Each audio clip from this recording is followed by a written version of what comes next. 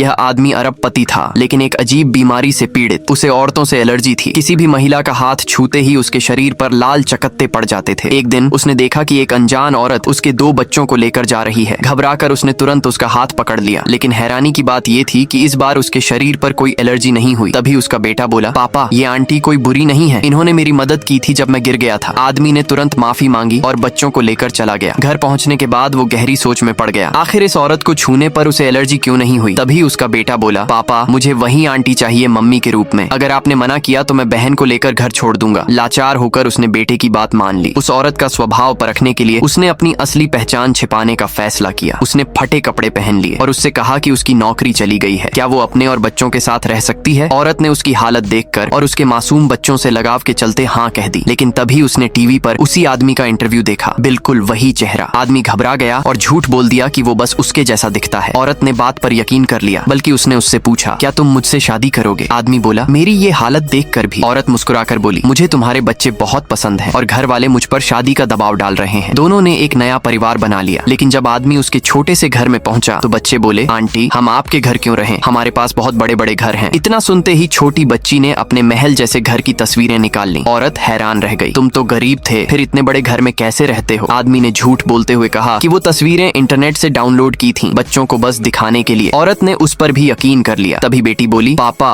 भूख लगी है। आदमी ने खुद खाना बनाने की ठानी, लेकिन घर में जरूरी सामान नहीं मिला। उसने तुरंत अपने असिस्टेंट को फोन किया कि सब्जियां भेज दे, पर असिस्टेंट ने सीधे शेफ और वायलिनिस्ट के साथ पूरा स्टाफ भेज दिया। आदमी ने उन्हें जल्दी जाने को कहा, लेकिन तब तक औरत सब देख चुकी थी।